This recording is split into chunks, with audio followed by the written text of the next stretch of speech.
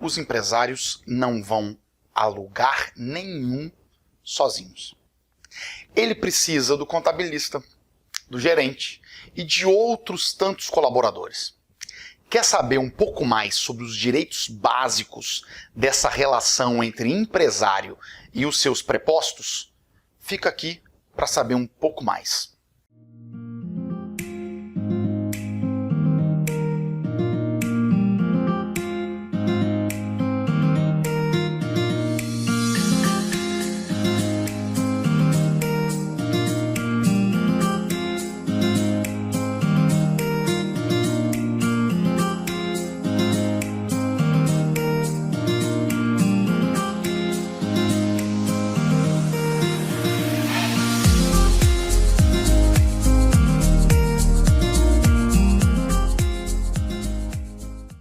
Como vão, meus caros?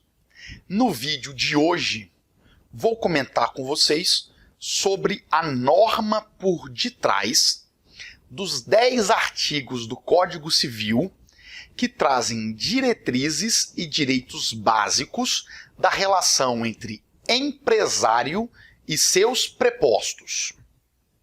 Em primeiro lugar, o que significa preposto? Numa definição básica, preposto pode ser entendido como o escolhido, o preferido, mas nada mais, nada menos que um representante. Preposto basicamente seria aquele que, em nome de outro, que nós convencionamos chamar aqui de preponente, dirige ou se ocupa de seus negócios. É como se fosse um representante, parênteses. Não estou falando do representante comercial, ok? Isso é outra modalidade de contrato e de relação. Mas, voltando. Então, nós temos o preponente e o preposto. Preponente é o empresário, aquele que possui os meios de produção da empresa. Temos também o preposto, aquele que representa ou se ocupa do negócio do empresário. O preposto pode ser de dois tipos: dependente e subordinado. E nesse caso ele é empregado do empresário.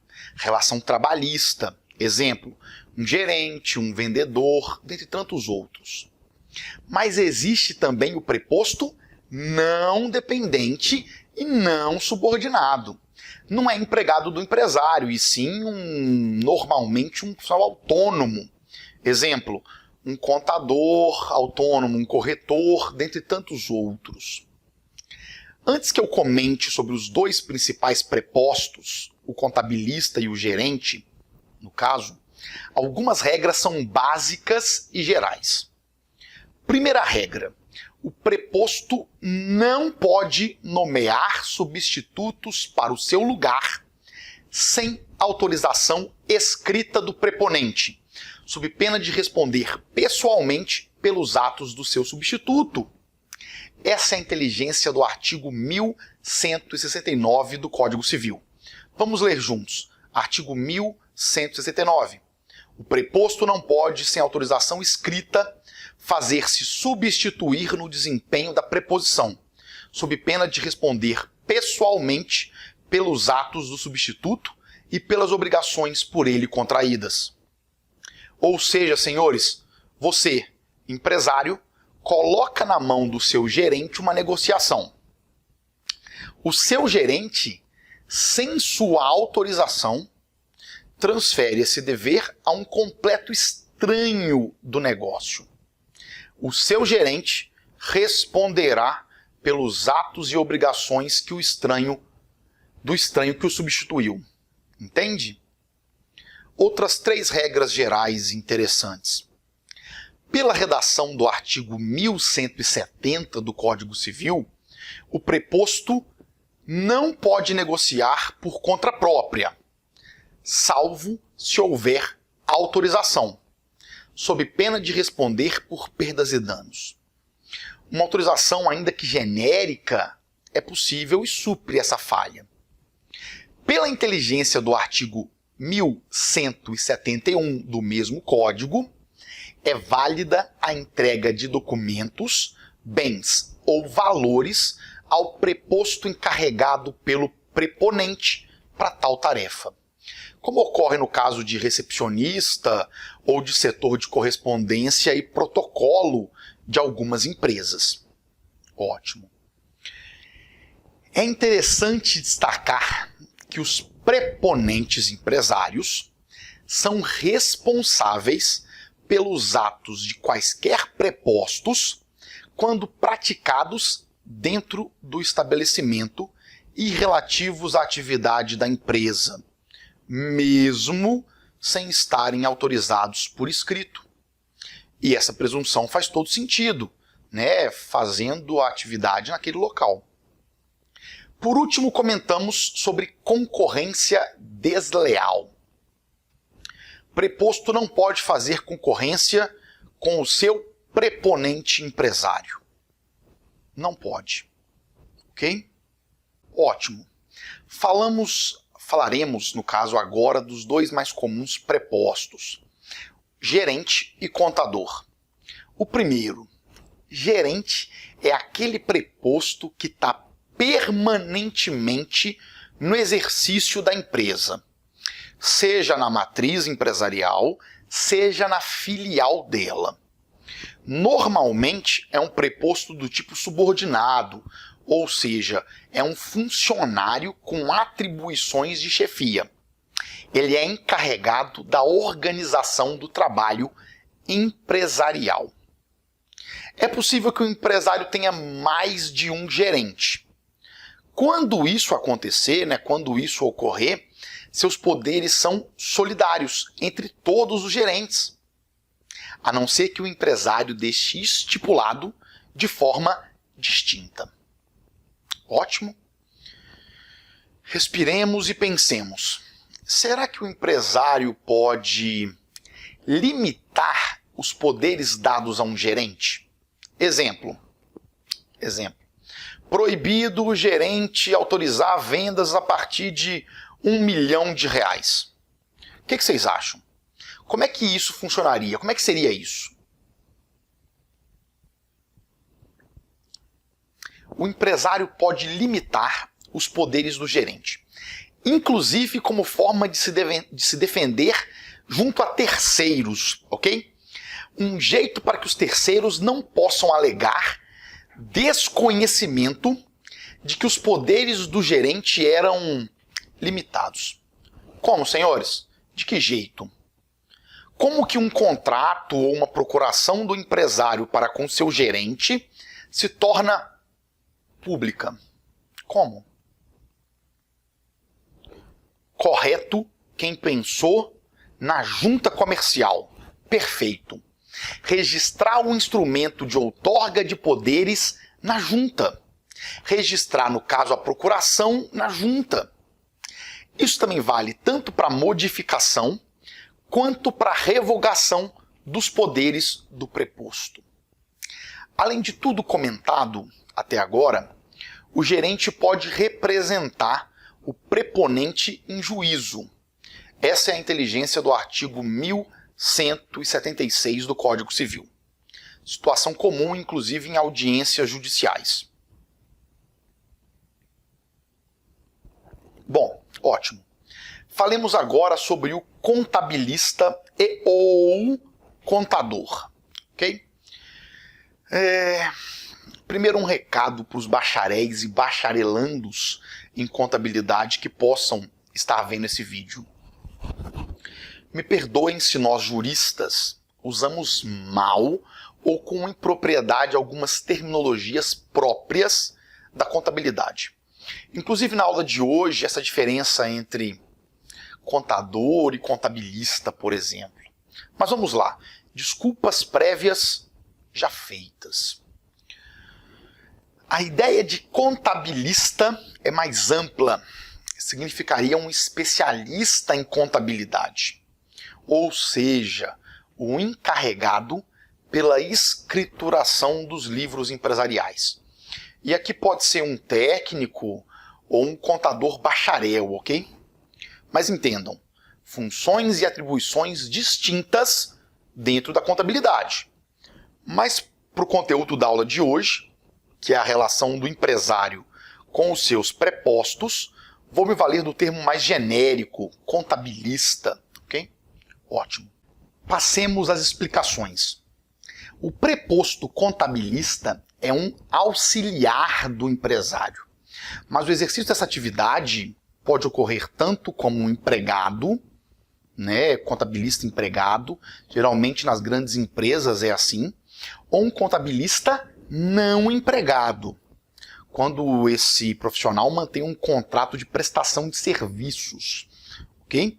Se empregado ou não, o contabilista deve se pautar sobre regras básicas, como por exemplo o Decreto-Lei 9295 de 46, norma básica da profissão, e as resoluções do Conselho de Contabilidade, que trazem, por exemplo, regras éticas, regras básicas do contabilista, certo? Apesar do artigo 1177 do Código Civil ser aplicável a todos os prepostos, não só ao contador, os registros feitos nos livros de documentos do empresário são realizados por contador ou por seus respectivos representantes, certo? Antes de falarmos sobre as responsabilidades do contabilista, questão interessante, vale expressar que a função do gerente é facultativa em uma empresa. Porém, a função de contabilista é obrigatória, sendo que qualquer um pode ser gerente, até o contador. Mas apenas o profissional com formação contábil pode ser contabilista, entende? Tem uma diferença nesse caso. Vamos falar sobre as responsabilidades, ok? Vai ficar um pouco mais claro o que importa. A questão da responsabilidade civil do contador é um tema muito relevante, em especial a partir da vigência do parágrafo único do artigo 1177 do Código Civil. Esse parágrafo dispõe que no exercício de suas funções, se o contador agir com culpa, responderá pessoalmente perante o preponente, seja o preponente empresário individual, seja a sociedade, ok? Mas se o contabilista agir com dolo, responderá perante terceiros solidariamente com o preponente empresário.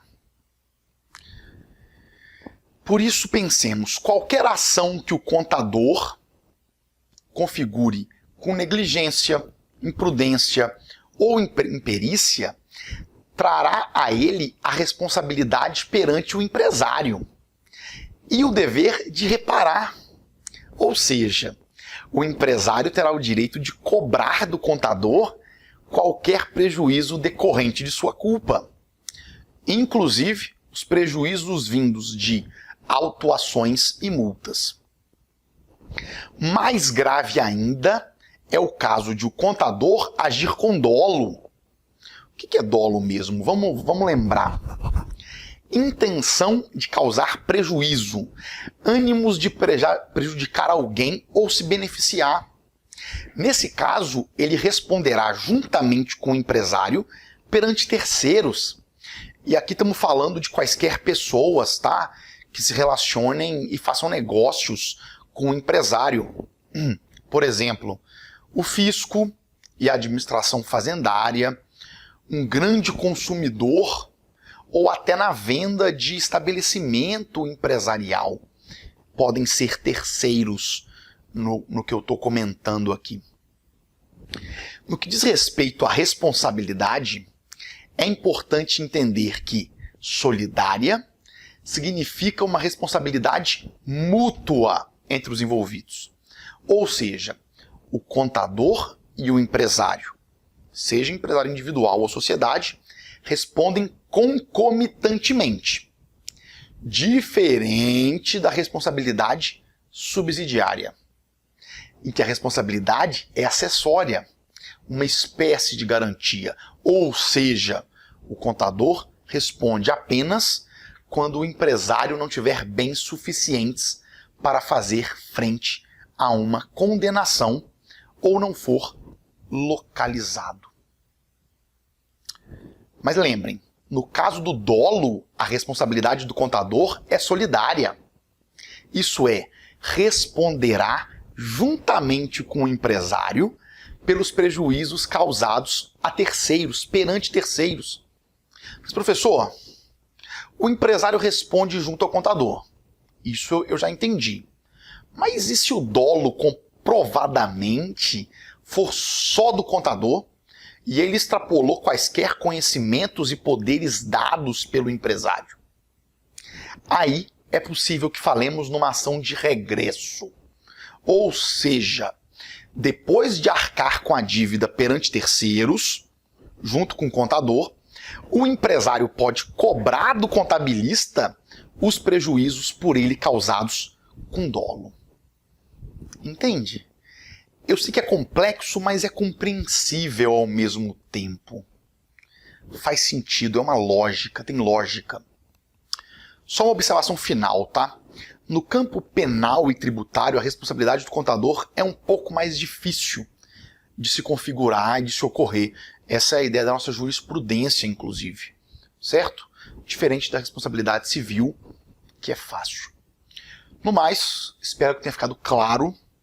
Espero que essa aula tenha auxiliado a entender um pouco mais sobre os prepostos do empresário. Um forte abraço e até a próxima aula de Direito Empresarial.